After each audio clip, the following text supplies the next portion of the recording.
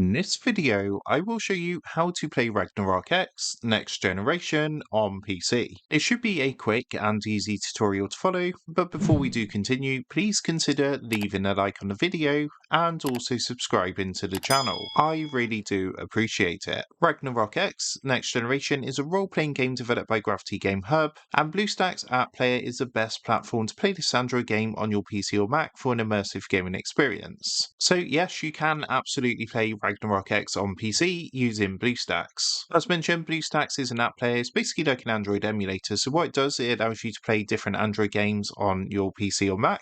And to get started with this, what you're going to want to do is click the link in the video description down below. So underneath this video, there's going to be a link to click, and that's going to take you to a web page like this. Now on this web page, you're going to see a blue button which will say play Ragnarok X Next Generation on PC. What you want to do is give that a click, and that's going to download the BlueStacks installer onto your PC. Once that's installed, click to open it up, and then what you want to do is run through the steps to install BlueStacks onto your PC. Now once it's installed, you're going to get a window like this where it says launch. What you want to do is click onto the blue launch button, and what that's going to do is launch BlueStacks on your PC once it's installed. Now it should automatically take you across to the Ragnarok X installation page. From here, what you're going to want to do is click onto the install from Google Play button just down here, and what that's going to do is take you to the install page. So from here, just go ahead and click the blue install button, and it's going to start downloading and installing Ragnarok X Next Generation. Now whilst this is downloading, you might be wondering why you would want to use BlueStacks to play Ragnarok X as well as different Android games on your PC. Well, there's actually a number of really good reasons why you may want to consider using BlueStacks. I mean, for starters, you've got your game controls, so if you don't get on with touchscreens,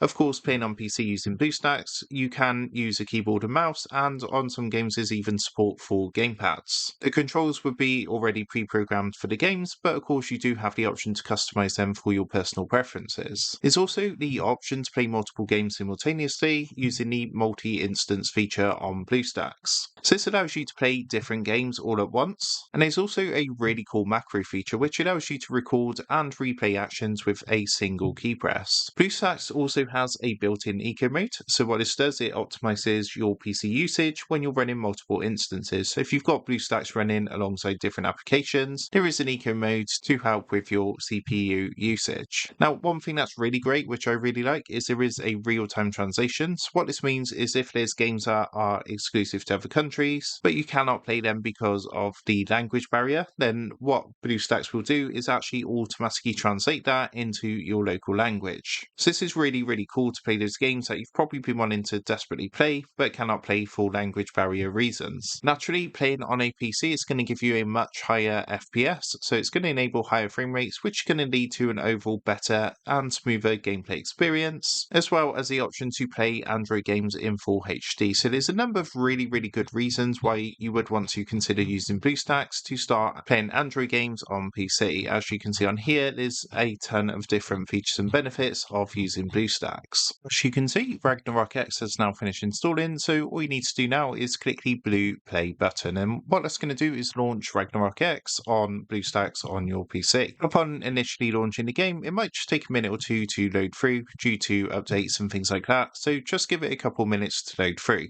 As you can see from the initial intro video, that it does run really smooth, there's no sort of lag or anything, and what I'm going to do now is just come up to the top and just skip past this, just so we can get into the gameplay itself. So here we are in game, so you can choose how to sign in, or if you want to sign in with Google or an Apple account, or you just want to use a guest account. So I'm just going to go ahead and use a guest account for now, just so we can jump into the game and show you exactly what this is like on BlueStacks. Now again, as you can see, initially the gameplay is very, very smooth. It's a very, very good experience. So we're going to go through and create our character, but you can see everything is running smoothly. I can use my mouse to control things, and obviously my keyboard to enter things into here as well. So we're going to enter our name in, just like so, then click OK. And what we can then do is use our mouse to click through. As mentioned, we can choose our color and just skip through just like so. Now, if you come over to the right hand side, you'll notice this control panel, and on here you've got different things like your game controls you can set up, as well as the option to take screenshots and record gameplay. It's also in airplane mode and things like that.